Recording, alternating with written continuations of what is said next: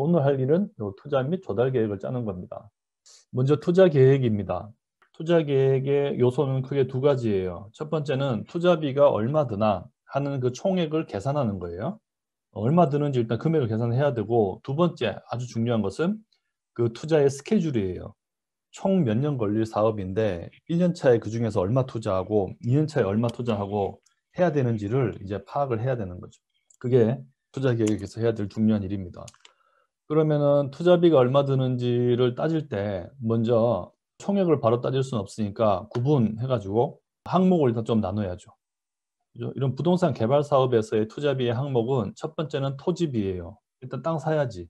그다음에 그 토지에다가 건물을 지을 수 있게 토목공사를 해야 돼요. 평평하게 하고 뭐 배수 같은 것도 끌고 전기 상수도 이런 거 끌고 오고 뭐 하수도 설치하고 길도 놓고 이런 걸 기본적으로 해야 되고, 그다음에 거기다가 이제 건물을 지어야죠. 건축공사비가 들 겁니다.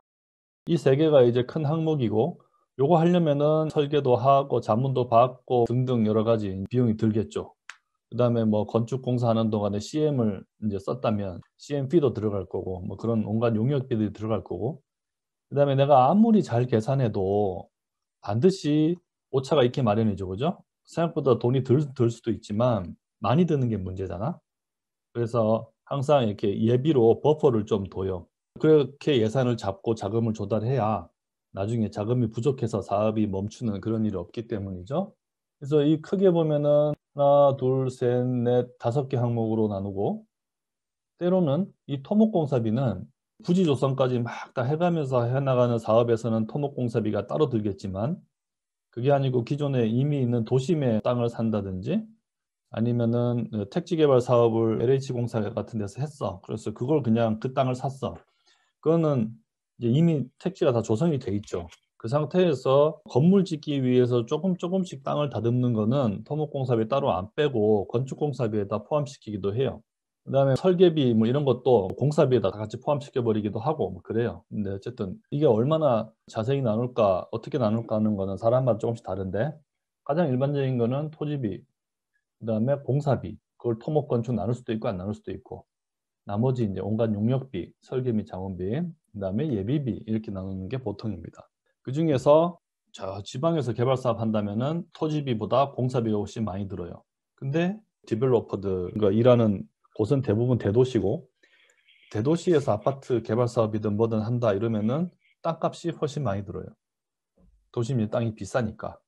그래서 이 토지비와 공사비의 비중이 사업마다 되게 달라요. 그다음에 토지비 안에는 실제 매매 금액이 얼마냐면 토지 매매 계약서에 적히는 금액, 지금 현재 토지의 원 소유자, 매도자한테 지불하는 금액을 말하는 거예요. 그다음에 그걸 사기 위해서 드는 여러 가지 부대 비용이 있습니다. 부대 비용에는 중간에 이제 중개를 한 사람한테 주는 수수료도 포함될 수 있고, 취득세 포함될 수도 있고 등등 여러 가지 비용이 있겠죠. 그거에 두 개를 더한 값이 이제 소개가 토지비가 되겠죠. 그러면은 이런 비용 구할 때는 대부분의 아이템들은 수량 곱하기 단가 해서 금액, 이렇게 토지를 사는데 매매 금액이 얼마냐 하면은 수량은 앞에 다른 시트에서 적혀 있었죠. 그죠? 그러면은 그 시트를 참조하는 거예요. 그래서 는 한 다음에 마우스 들고 시트를 바꿔요. 그런 다음에 여기 있는 토지비 요거를 참조해야 된다고. 대지 면적을. 그게 아니고 저기 가가지고 아까 대지 면적 1000이었지. 그래서 여기서 1000을 쳐버리는 순간 문제가 발생하기 시작하는 거예요. 이러고 가면은 지금은 답이 맞지. 근데 아까 말했듯이 대지 면적이 바뀌었다. 그러면은 내가 혼자 여기서 1100이었어 하고 바꿔봤자 얘가 안 바뀌죠. 지금은 여기도 바꿔주면 되지. 근데 그죠? 엑셀 이제 시트가 커지고 많아지면 기억을 못 해요. 그러면 열심히 바꿔도 꼭 한두 개 빠뜨린다고. 그러면은 문제가 생기는 거죠. 근데 다시 얘는 입력하는 데는 여기를 1000으로 치고, 여기 가서는 는 해가지고 여기로 가서 요거를 참조를 해줘야 돼요. 참조를 했더니 앞이랑 모양이 좀 달라요. 여기서도 이 건축 면적에서도 참조했는데 이때는 셀 주소만 나와 있었죠. 그죠? 근데 시트를 바꿔서 참조를 하면 그 시트 이름이 같이 나와요. 이렇게 시트 이름이 있어야 어디에 C8인지 알 거 아니야. 그냥 C8은 여기서는 이 셀이죠. 그죠? 이 셀. 자기 시트가 아니고 다른 시트에 있는 C8이다 하는 거를 이제 알려주는 거예요. 보면 따옴표로 이렇게 딱 돼가지고 돼 있어요. 저걸 여러분들 손으로 쳐도 되고, 근데 시트 이름은 계속 기니까 치는 게 아니고 이제 아까처럼 커서로 가가지고 딱 엔터 치면 엑셀이 입력을 해줘요. 옆에 있는 용도 및 규모 계획의 C8이다. 저걸 참조해야 되고, 단가는 처음 나오죠. 그죠? 내가 저 토지 소유자로부터 얼마에 샀다 하는 단가를 딱 입력을 해주는 거예요. 그 다음에 곱하기 하면은 돈이 나오겠죠. 1000스퀘어미터를 스퀘어미터당 200만 원을 주고 샀어요. 그랬더니 돈이 20억이 든 거죠, 토지비가. 그 다음에 부대 비용이라는 게 대부분 중개수수료, 뭐 취득세 이런 건데, 이 금액들은 대부분 이 토지비에 연동돼요. 중개수수료도 토지 가격 곱하기 0.5%, 1%, 뭐 이런 거고, 매입 가격 곱하기 4.7% 이런 식이니까, 이제 여기서는 부대 비용 계산할 때도 부대 비용은 1000스퀘어미터당 10만 원 이런 식으로 정할 수도 있겠지만, 근데 실제로 부대 비용은 대부분 이 값에 연동돼서 정해지기 때문에 수량은 따로 없이 단가에다가 그거에 5%, 6% 이런 경험치를 적어주는 거예요. 그런 다음에 얘와 얘를 곱하면 이 셀에 값이 들어가죠. 우리는 5%를 적용했어요. 그랬더니 억이 나왔어요. 억. 그래서 그 두 개를 딱 더하면 21억 하고 토지비가 나온 거예요. 자, 그 다음 이제 토목공사비가 들어갑니다. 토목공사비의 수량에는 역시 얘와 마찬가지로 대지 면적을 넣고, 거기다가 일반적으로 이런 건물 지을 때 대지 면적 1제곱미터당 얼마 정도 공사비가 들더라 하는 이제 단가를 넣는 거예요. 이 단가도 처음 출연했어요. 50만 원이라고 칩시다. 1000스퀘어미터에 50만 원씩 드니까 5억이네. 토목공사비는 5억 이렇게 나왔어요. 그 다음에 이제 건축공사비로 들어갑니다. 건축공사비도 전체 연면적 곱하기 평균 얼마 이렇게 해도 돼요. 보통은 그렇게 많이 합니다. 근데 이 사업에서는 이 뭐 창업공간, 푸드코트, 라운지 이것들이 성격이 많이 다르고 이것들마다 인테리어 비용의 차이가 굉장히 많이 난다고 봤어요. 그러니까 창업공간은 그냥 오피스 같이 지어주면 되는데 푸드코트는 좀 쾌적하게 사람들이 밥도 먹을 수 있게 가구도 좀 좋은 거 갖다 놓고, 특히 라운지 이런 데서는 모여서 사람들끼리 토론과 이 커뮤니케이션이 활발히 이루어지도록 되게 막 호텔같이 좀 잘해놓고 그렇게 하자. 만약에 전략을 짰다. 그러면은 이렇게 공간마다 단가를 다르게 적용할 수도 있는 거죠.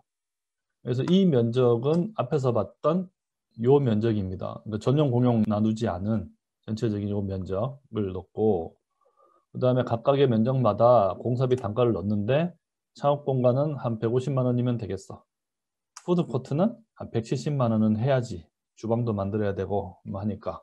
라운지는 아주 잘 만들어줘야지. 학생들이 거기서 활발하게 토론도 하고 이렇게 할 수 있게, 이렇게 이제 계획을 짠 거예요. 그러면은 요거 세 개가 입력한 값이 되겠죠. 그죠? 요거 세 개는 다 앞에 시트에서 불러온 값이고. 그래서 왼쪽 거 두 개 각각 곱하면 얘 나오고, 이거 두 개 곱하면 얘 나오고, 얘 나오고 하겠죠.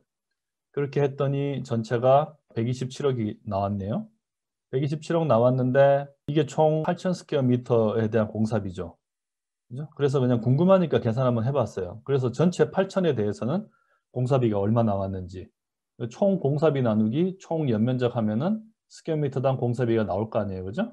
그렇게 해가지고 봤더니 한 158만 7천 원 이렇게 나온 거예요. 그러면은 주위에 이런 비슷한 거 지을 때 평당 얼마 들었는지를 조사하면 내 공사비가 지금 많은지 적은지 적정한지 판단할 수 있겠죠.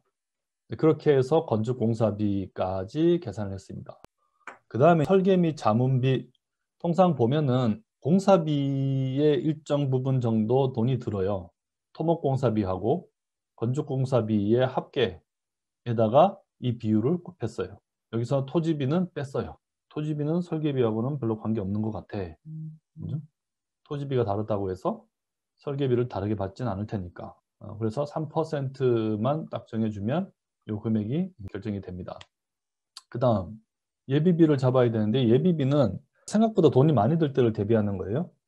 예비비는 설계비가 생각보다 많이 들 수도 있고, 공사비, 토목이나 건축 공사비가 생각보다 많이 들 수도 있고, 토지비도 더 많이 들 수 있죠. 생각보다 부대 비용이 많이 들었거나 매도자가 갑자기 돈 더 달라 그러거나 그럴 수 있죠. 그래서 예비비는 무엇의 기준을 삼아야 될까 했을 때 예비비는 앞에 나가는 돈 전체를 다 잡아야 되겠다고 이제 생각했어요. 그래서 토지비와 토목공사비와 건축공사비와 설계비를 다 포함해서 예비비를 잡았어요. 그 비율은 이제 2%.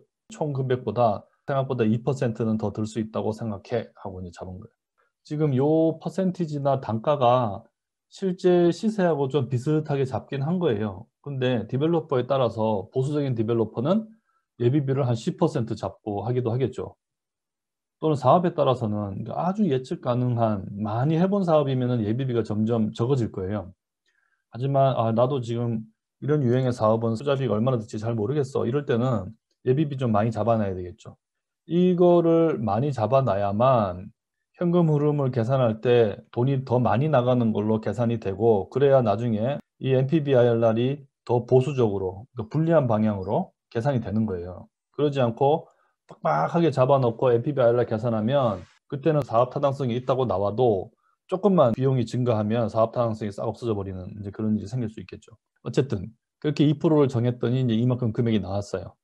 그러면은 그거의 합계를 구해볼 수 있겠죠. 합계는 역시 앞에 나갔던 돈, 예비비까지 다 합해서 계산을 해야 되겠죠. 그랬더니 160억 좀 넘게 돈이 나왔네요. 총 투자비를 또 디벨로퍼는 연면적 평당 또는 제곱미터당 얼마 들었는지 계속 이제 봐요, 보통은.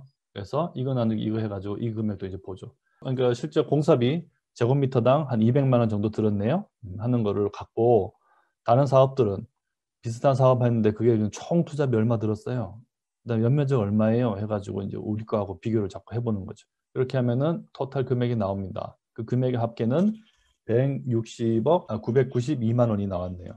그 다음, 그러면 이 돈은 하루 만에 그냥 쫙 나가는 게 아니고 개발 사업하는데 몇 년 걸리죠. 몇 년을 걸쳐서 어떻게 배분할 것인가 계획을 짜야 되는데 그게 이거예요.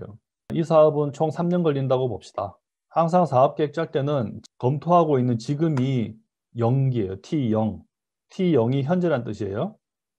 얘는 1년 후 또는 현재부터 1년까지 이 말이에요. 얘는 2년 후, 그러니까 1년째부터 2년 후까지. 얘는 3년 후, 그러니까 2년부터 3년 사이. 1년 동안에 드는 돈, 지금 나갈 돈, 그리고 향후 1년 동안 나갈 돈, 그리고 이 이후부터 2년까지 나갈 돈, 이 이후부터 3년까지 나갈 돈을 여기다 이제 배분을 하는 거예요. 그래서 현재 시점은 이 중에서 어떤 돈이 나갈까 생각해 보면은, 지금 땅은 지금 사야죠, 그죠?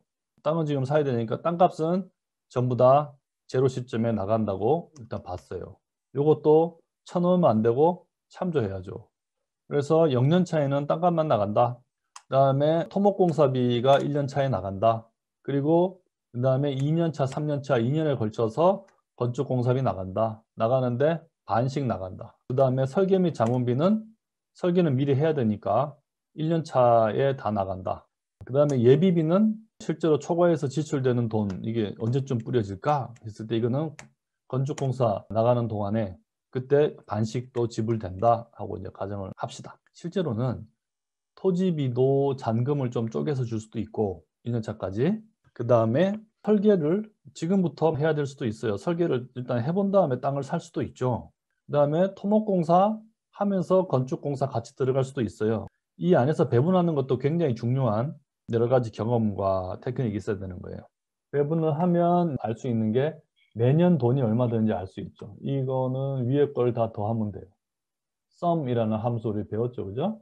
적절히 배분했으니까 이거 싹 다 더하면 돼요. 그래서 얘를 더한 다음에 얘 오른쪽 이렇게 쫙 끌면 되죠. 그러면은 얘는 이거 다 더한 거고, 얘는 이거 다 더한 거고, 얘는 이거 다 더한 값이 되는 거죠. 그래서 봤더니 첫 해는 21억, 그 다음에 한 9억, 그 다음에 65억, 65억 이렇게 되는구나, 이렇게 되는 거죠. 그래서 요 네 개를 다 더하면 이걸 해야 되겠죠. 160억. 그거를 제대로 해보고 싶으면 여기다가 더하기 해가지고 썸 누르면 지가 앞에 있는 숫자를 딱 잡아줘요. 이거 말이에요? 하고 이제 엑셀이 물어줘요. 근데 아니, 이거 두 개는 빼고 여기서부터 이까지 하고 다시 잡아주면 돼요. 엔터 하면은 이거 금액이 같나 확인해 볼 수 있죠. 근데 보통 그렇게 안 하고 잡아봐요. 그러면은 그 합계가 여기 나와요. 밑에 엑셀이 손으로 어디를 이렇게 잡으면 잡은 그 숫자들의 합계와 평균을 항상 보여줘요. 엑셀은 이제 편리하죠. 잡았더니 이거 여기 나와 있죠. 이거 맞네? 이제 그러면 이거 뭐 계산에 큰 문제 없었네? 이제 이렇게 알 수 있죠. 그런 다음에 또 중요한 게 이제 합계가 아니고, 합계는 이 기간의 합계, 각각의 기간에 그게 아니고 앞에서부터 지출한 돈의 총 누계도 구해줘야 돼요. 누계는 현재 시점에서 21억을 쓴다고 치면 지금까지 쓴 총 돈이 그냥 21억이죠. 현재 시점은 합계와 누계가 똑같아요.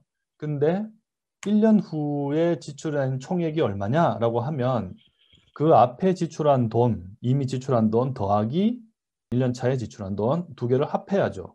그 다음에 2년 차까지의 누계는, 그러니까 1년 차에는 요것만 썼어요. 2년 차에는 여기서부터 이까지 쓴 거예요. 그게 이거 두 개 더한 거나 이거 두 개 더한 거나 같죠. 3년 차 가면은 이거 다 더해야 돼요. 이렇게 잡아줘도 되지만 여기다가 요거 더하면 되죠. 요게 1년 차까지 쓴 돈 총액의 합계니까 두 개에다가 이거 더하면 되죠. 얘는 이거 더하기 이거 하면 되죠. 이렇게. 2년 차까지의 누계에다가 3년 차에 새로 쓴 돈 더하면 3년 차 누계가 되는 거지. 이렇게 더하면은 3년 차의 이 누계 이 값이 얘랑 같아지겠죠. 그동안 총 나간 돈 다 합해서 얘랑 같아야죠. 그러니까 아까처럼 여기서 더하기를 하거나 여기서 잡은 다음에 여기서 이 숫자로 확인을 하거나 눈으로 볼 거 없이 누계 칸까지 만들면 자동으로 맨 끝에 칸이랑 얘랑 같은지 보면 돼요. 그래서 프로들은 여기다가 아무도 안 보게 이거 빼기 이거 하는 이런 셀을 하나씩 만들어 놔요. 지금 이게 0이란 뜻이에요. 그 말은 얘랑 얘랑 일치합니다. 걱정하지 마세요 하는 거죠. 판을 이렇게 만들어 놓으면 혹시 내가 합계를 잘못하면 여기에 차이가 나오겠죠. 얘가 이제 0이 아니면 뭐 계산 잘못됐네 해가지고 다시 오류가 없는지 보면 되는 거예요. 어쨌든 그렇게 하면은 이 표가 완성이 되죠. 총 투자비는 160억 정도 들고 그게 해마다 이렇게 배분이 된다 하는 거를 이제 알 수 있었어요. 자, 아까 돈이 얼마 드는지를 계산을 해봤어요. 이거는 대단한 지식이 필요하지 않아요. 근데 상식적으로 생각을 해보죠. 개발 사업 하려니까 땅을 사야 돼. 거기다가 이제 공사 좀 해야 돼. 땅 사서 공사하는 동안 여러 가지 서비스를 받아야 돼. 그리고 혹시 모르니까 예비비도 좀 잡아야 돼. 해가지고 공사비 잡았어요. 상식적으로 볼 때 뭐 이렇게 하는 게 맞는 것 같아요. 근데 여기에 지금 빠져있는 아주 중요한 비용이 있어요. 뭘까? 이걸 다 내 돈으로 하면 좋겠지만 돈을 파이낸싱을 하죠.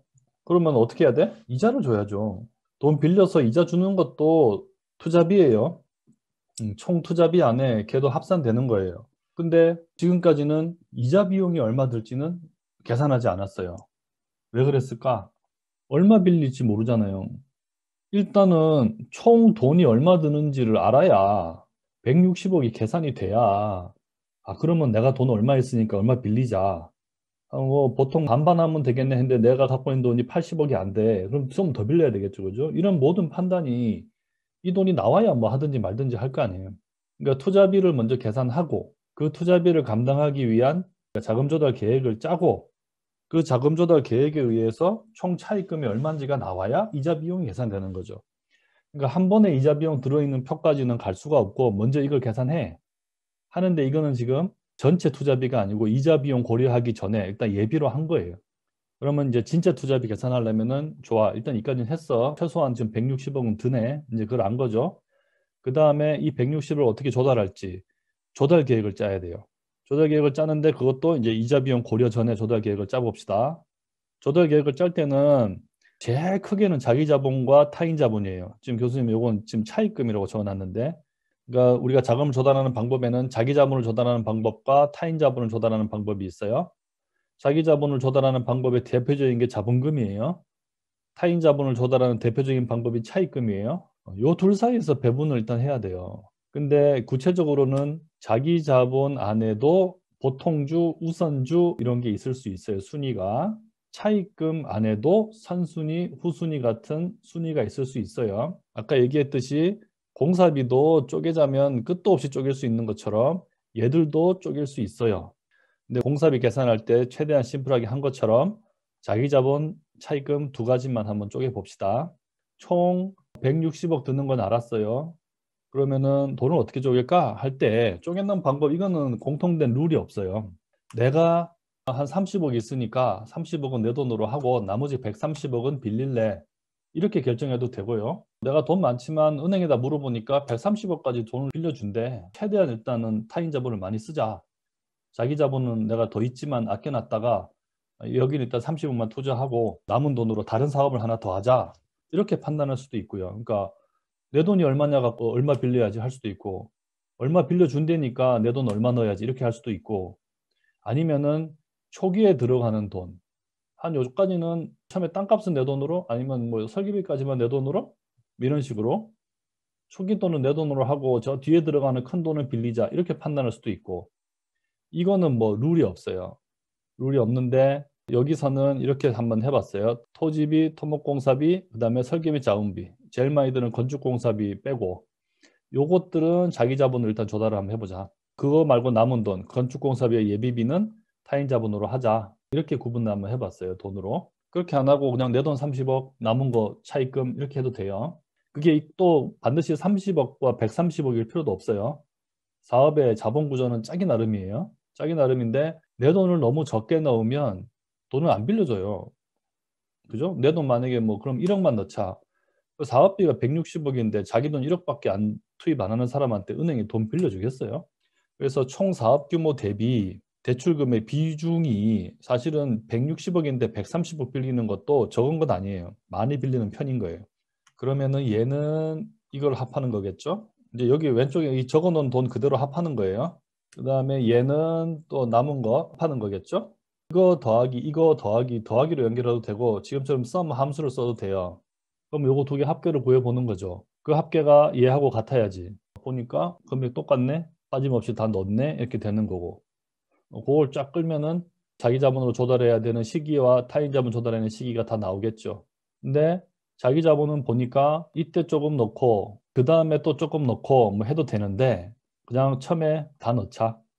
30억을 21억 그 다음에 9억 이렇게 두 번 넣지 말고 처음에 납입할 때 한 번에 다 넣자. 자기 자본은. 그 다음에 타인 자본도 빌릴 때 드는 돈대로 해서 65억 빌려주고 내년에 65억 빌려주세요. 이렇게 하면은 은행이 아이 귀찮게 뭐 장난해? 뭐 이럴 수 있으니까 처음에 빌릴 때 130억 다 빌리자. 이렇게 판단을 했어요. 하지만 어쨌든 얘는 옆에 있는 자기 자본을 잡아서 첫 해에 다 넣는 걸로 했고 타인 자본도 요걸 잡아가지고 2년 차에 한꺼번에 다 빌리는 걸로 했어요. 그래서 더하면은 이게 자금 조달이 되는 거죠. 160억을 총 이렇게 두 번에 걸쳐서 내 돈 남의 돈 조달을 한다 하는 계획을 짠 거예요. 이렇게 짜야 차입금이 얼마인지가 나오죠. 차입금이 를 구했더니 총 130억 정도 빌리는 거네요. 그죠? 그러면은 2년 차에 130억 빌렸으니까 일단 차입금 누계를 구해봅시다. 처음에 차입금 합계는 뭐 합계라고 할 것도 없어요. 한 번에 이때 다 빌리는 거예요. 차입금은.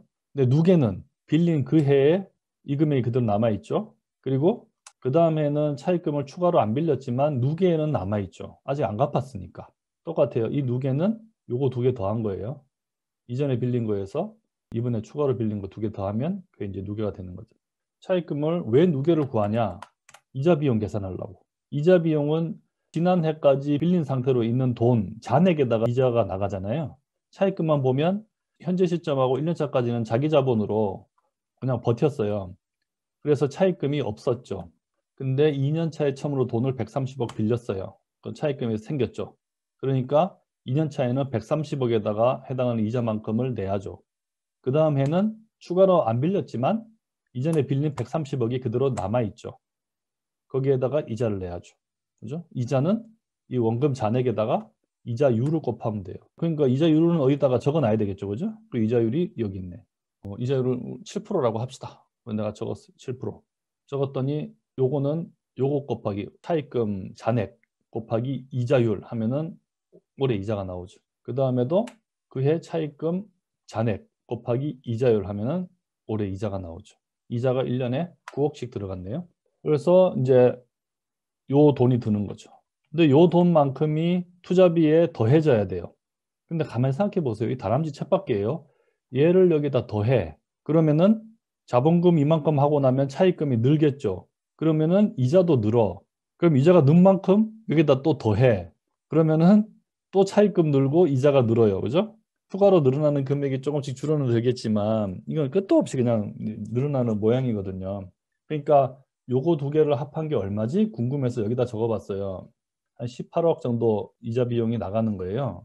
그러면 자금 조달할 때 이 18억 2194만 8,800원만 딱 조달하면 아까처럼 다시 이자 비용이 좀 늘어가지고 자금이 또 조금 모자라.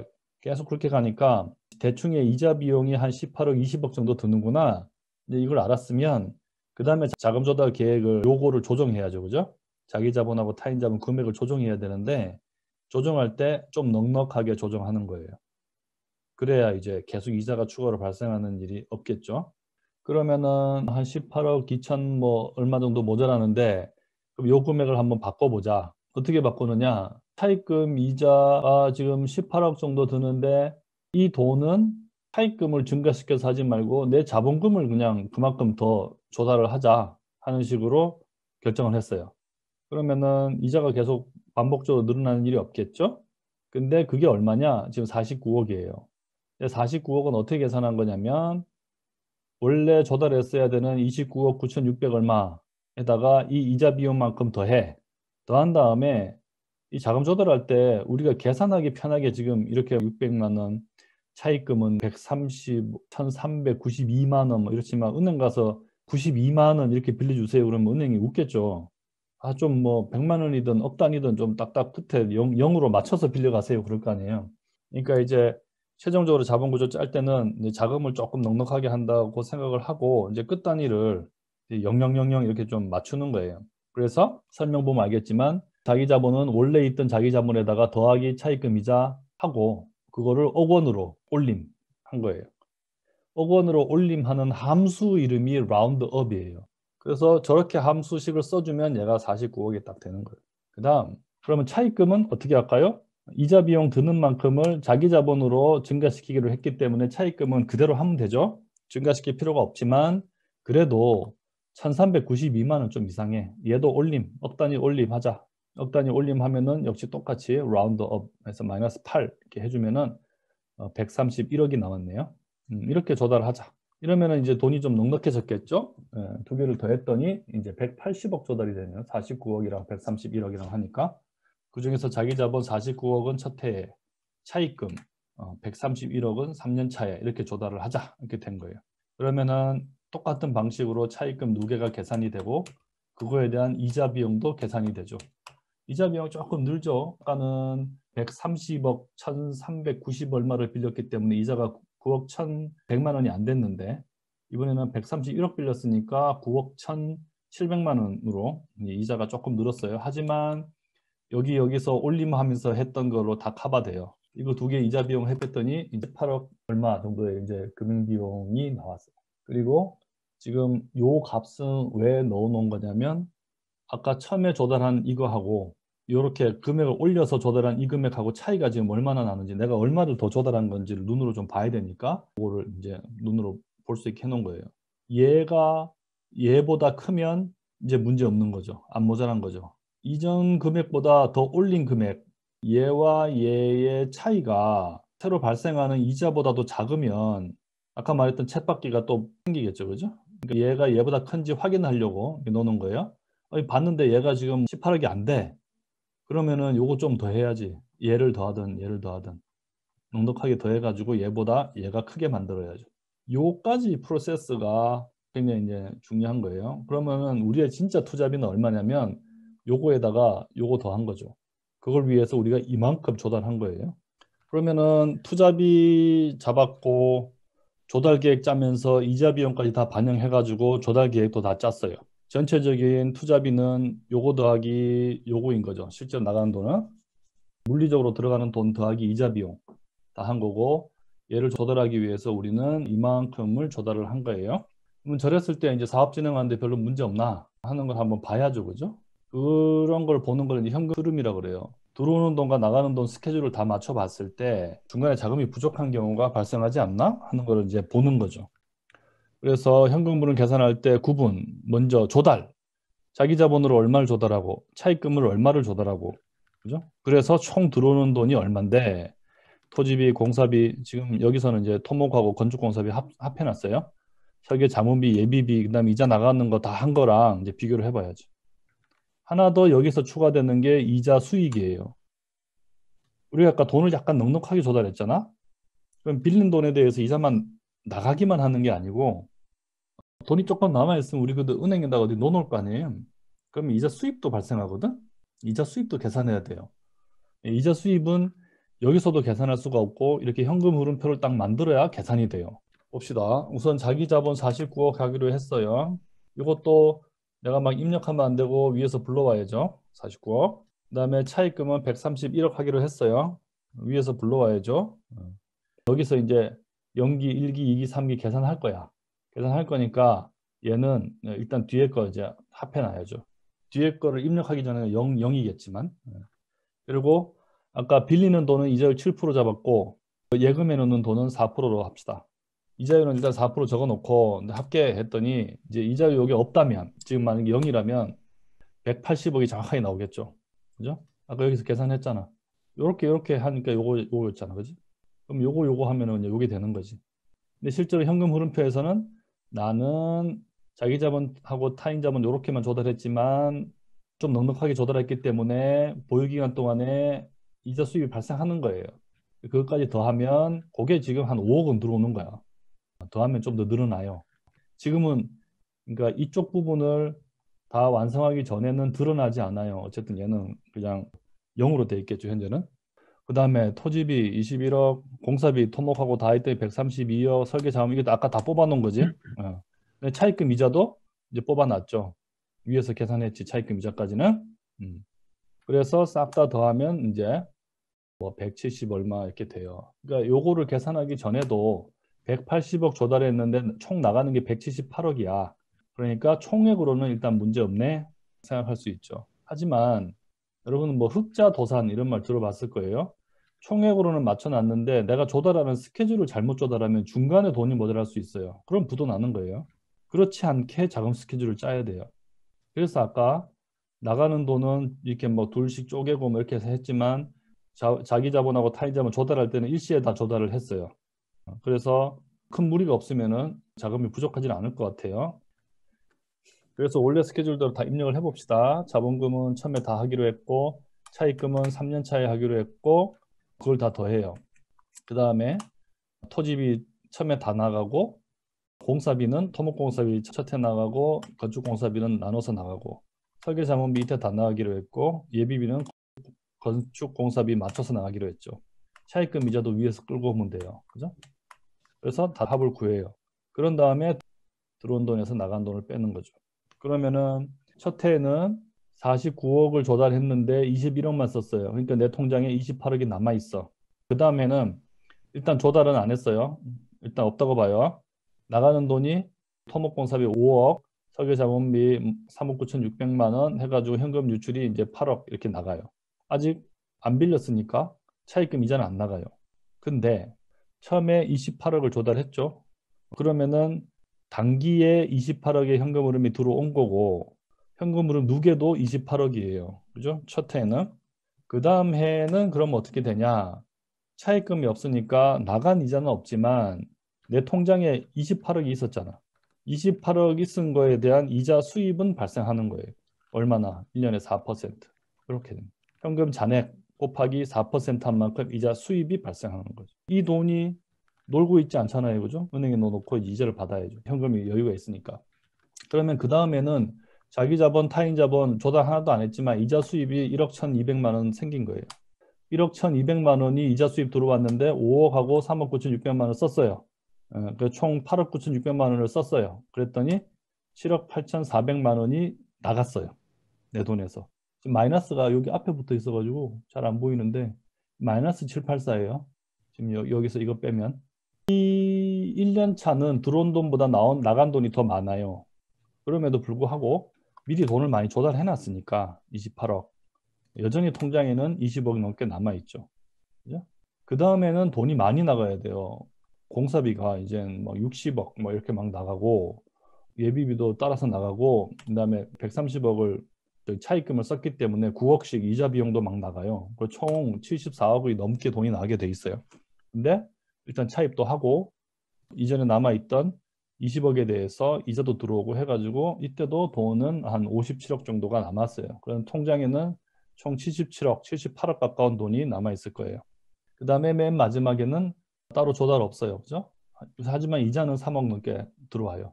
그러고 나서 공사비 쓰고 뭐 다 쓰고 하니까 그해 이제 71억 정도의 돈이 빠져나갔고 통장에는 여전히 6억 5,900만이 남는 거죠. 여기서 얘는 마이너스 나도 돼요. 그 해마다. 왜냐하면 투자하는 동안에 돈이 나가니까. 하지만 현금 잔고 얘는 마이너스면 큰일 나는 거예요. 왜냐하면 이 기에는 한 8억 가까운 돈이 나갔지만 통장에 28억이 있었거든. 통장에 돈이 마이너스가 된다는 거는 그날 부도 난다는 얘기예요. 그러니까 요게 플러스가 되도록 자금의 스케줄을 잘 이제 관리를 해야 되는 거죠. 이해되죠? 근데 그렇다고 터무니없이 돈을 많이 깔고 가면 되냐? 그건 안 돼요. 왜냐하면 이거 은행에 넣어놔봤자 이자가 얼마 안 되잖아요. 내가 빌리는 건 7%에 빌리는데 은행에다가 4% 이자로 넣어놓고 있으면 손해잖아요. 영마진이 3%씩 나고 있는 돈이거든요. 그러니까 얘들은 위험하지 않은 수준에서는 최소로 관리하는 게 잘하는 거다 하는 말씀을 드립니다. 지금 두 번째 시대까지 오면서만 느낄 수 있겠지만 손으로 입력하는 게 갈수록 별로 없어요. 그죠? 앞에 입력해 놓은 몇 개의 숫자 가지고 더하기, 빼기, 곱하기, 나누기 막 하는 거예요, 지금. 그러면은 어느 셀이 어디 연결돼야 되지? 이제 이런 걸 생각하면서 사업을 생각하면서 이렇게 해보고 그 다음에 숫자로 봐도 알 수 있겠지만 이렇게 그래프를 그려가지고 내가 직관적으로 어떤 사업이 갖고 있는 특성과 문제를 느끼고 뭐 이런 거를 엑셀로 하는 거예요. 자, 우리가 지난주까지 용도 및 규모 계획을 공부했고 그 다음에 그것에 따라서 투자 및 조달 계획을 수립하는 것까지 했습니다. 개발 계획이 수립이 되면 용도하고 규모가 산출이 될 것이고 내가 어느 정도 땅을 사서 얼마나 큰 건물을 지을 건가 하는 게 확정이 되면은 투자비까지 이제 계산이 쭉 다 되겠죠. 그래서 산출된 투자비를 가지고 그 투자의 스케줄대로 사업이 갈 수 있도록 적절히 자기 자본과 타인 자본을 적시에 잘 조달해서 투자 및 조달 계획을 짠다 이렇게 얘기를 했습니다. 그때 여러분들이 유념해야 될 키포인트는 현금 흐름의 누계는 단 한 번도 마이너스여서는 안 된다. 그죠? 사업 기간 중에 현금 흐름의 누계가 쇼테이지가 난다는 것은 그건 이제 부도를 의미한다라고 얘기했고요. 다만 이제 내가 은행에 이제 잔고만 현금의 잔고만 계속 플러스 유지되면 매기 한 기마다의 수입과 지출에서는 마이너스 나도 되죠. 그죠? 지난 해에 돈이 너무 많이 남아서 은행에 뭐 돈이 많이 있다. 그러면은 이제 올해는 조달은 안 해도 지출만 계속 해도 이제 사업을 갈 수 있죠.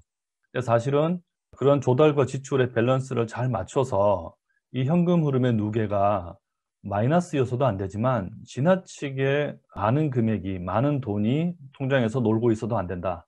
왜냐하면 그 돈이 다 이제 비용을 발생시키기 때문에 돈 빌리면 이자 줘야 되잖아요. 그죠? 당장 필요도 없는 돈을 미리 빌려 가지고 이자를 많이 내고 있으면 안 되죠. 그런 이제 문제에 대비해서 잘 예측해 가면서 조달 금액을 잘 조율을 해야 됩니다.